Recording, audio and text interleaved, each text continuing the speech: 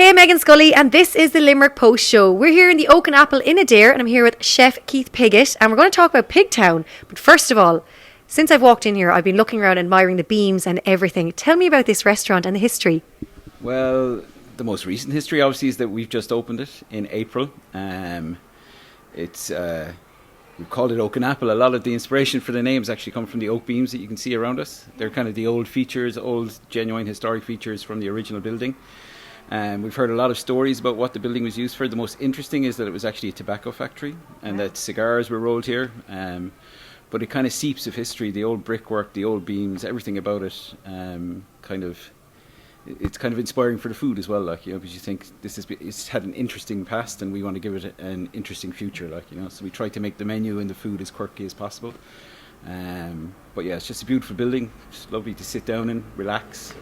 And people who come here to eat, I think they get that sense of history from it, especially at night time, the lighting and everything. It's just very soft lighting, and you can feel the history of the place, and you can feel that there's something a little bit special about the building itself, like lots of the buildings in Adare.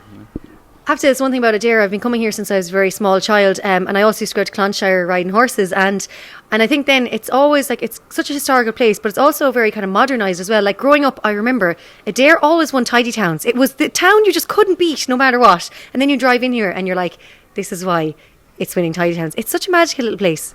Yeah, it's beautiful. A lot of people put an awful lot of work into that. The Tidy Towns Committee, they're strict. When we put our bins out, we have to get them back in. They put an awful lot of work into it. They're a credit to the town for the amount of work they put in, and there's a reason it's consistently at the top level of the Tidy Towns competition. It's just because of all that voluntary work that people put in, and there's a good kind of local business community in Adare as well, and a lot of people work on keeping Adare the way it is.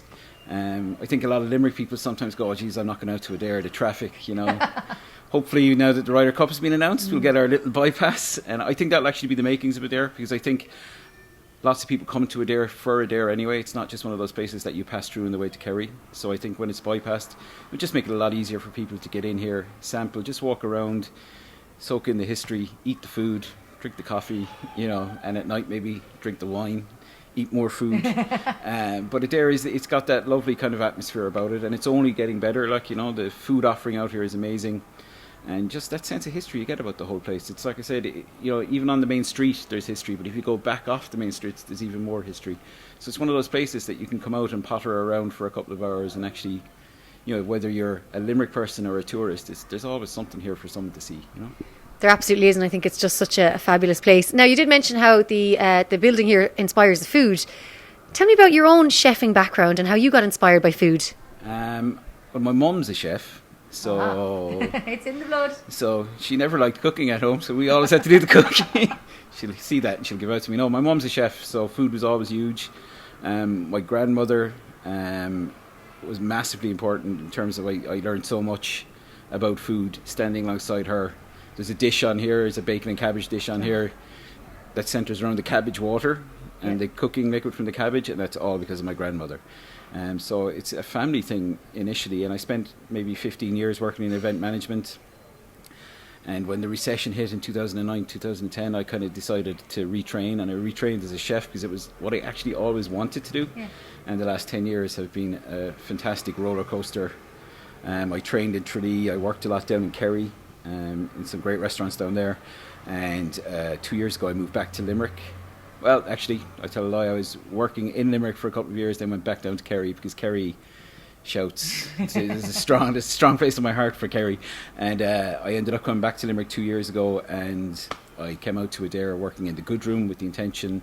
Claire Staunton, the owner of the Good Room, was opening a nighttime restaurant, and that's what we're sitting in now. So I see myself here for the foreseeable, and just helping Limerick food discover a new identity and show people that Limerick food is something to be proud of, that we have lots of great producers, we have lots of great chefs, and that we're delivering on a constant basis. And that's exactly why we're here today as well, is to talk about Pigtown, which of course is fast approaching. It's kicking off the 20th of September, which is Culture Night as well, which is great. But we were discussing earlier that, because I was kind of wondering, why is it called Pigtown? But there's a really, really significant reason why it's called Pigtown. Yeah, I suppose it's one of those things, people have this inkling that Limerick is associated with the pig. And a lot of the reason is because our city centre was the centre of the pig industry in Ireland. And, back in the early part of the 19th century and late 18th century, it was it was the pig capital of the world. It was where pigs were processed, and it's just a history that has kind of fallen aside. And Pigtown was that idea of celebrating that history, celebrating that Limerick was a significant player in the food industry. So we're celebrating that, but we're trying to contextualize it by celebrating it in the present and kind of telling people what's happening in Limerick right now. That, yeah, we were famous for the pig, this is what we're good at now. So there's loads of different events happening within the week that celebrate the pig, including the pig parade, which is always a good little gig on Culture Night, where we kind of march around the town with some butchers and a couple of bands and a giant pig that we have to kind of put back together every September, but he's surviving well. His nickname is Peppa, but despite that, he's surviving the process. He's a big giant papier-mâché pig. But so the pig parade is the launch of it, and then after that, there's just event after event, all centred around food. And it's not just pigs either. Like I'm doing a veggie barbecue out on New Leaf Urban Farm, and Kevin Wallace is a vegetable grower out there. And this Sunday night, I think Sunday the 29th. It's one of the last events in Pigtown. We're having a veggie barbecue. So it's Pigtown, but we're doing a veggie barbecue which has a vegetarian menu and a vegan menu. No meat on the night. So he's got amazing produce though. He's growing it all out in Ballinity, and we're just going to harvest it that morning, barbecue it all, and have a nice meal with lots of people. See, Pigtown is for everyone. Now, tell me, what is your kind of favourite event in the calendar? My favourite, I love the Pigtown Mile, the food mile, where you kind of have a starter in the Strand, have a main course in the next venue, so you move from venue to venue. Tom down in the Strand, Tom Flavin, does a great job with that. He organises it every year, and it's just a nice little social event where people move from, hotel to restaurant and sample, nice fare that's on offer in Limerick. There's a new event this year as well in the East Room. It's a Forage and Dine, where you go foraging for your food and you have lunch in the East Room with the food that you've picked. And on that foraging note, Teresa Story is doing this thing. It's an urban forage. I did it with her a couple of years ago, and it was one of the best mornings I ever had in Limerick. Basically, she goes picking damsons, blackberries, all sorts of beautiful berries, leaves and edible stuff up the canal bank, which, you wouldn't believe it, but there's actually a feast to be had on the canal bank. And Teresa Story, no better woman from Green Apron inside the milk market, no better woman to show you it. And it's just one of those things. It's on your doorstep, and you're thinking, oh wow. So I think I'd love to see people go on that, and it's great for families as well, because kids can eat the berries off the trees, they can eat the damsons off the trees. And September and October is the perfect time to do that, because that's when all the berries are ripe. Absolutely amazing. I'm just literally, my mouth is watering here just listening to all of this. So I said it does kick off on September 20th and runs all the way until October 25th. So loads of events for families, for adults, for, as I said, non-meat eaters as well. So I think Pigtown is definitely something that has to be checked out by everyone. Absolutely, and all the details are up on the website, pigtown.ie, and we'll be adding to that as it goes on. But the basics are up there, and we'd love to have you. Like I said, it's starting off on the Friday of Culture Night.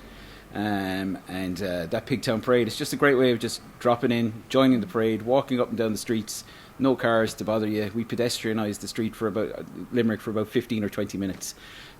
So, maybe some councillors might come along just see how pedestrianisation works on O'Connell Street, So we'd love to see loads of people there on Culture Night, and there's loads of other stuff happening on Culture Night for people to join in. So we'd love to see you there. Keith Pigott, thank you so much for chatting to Limerick Post. Thank you very much.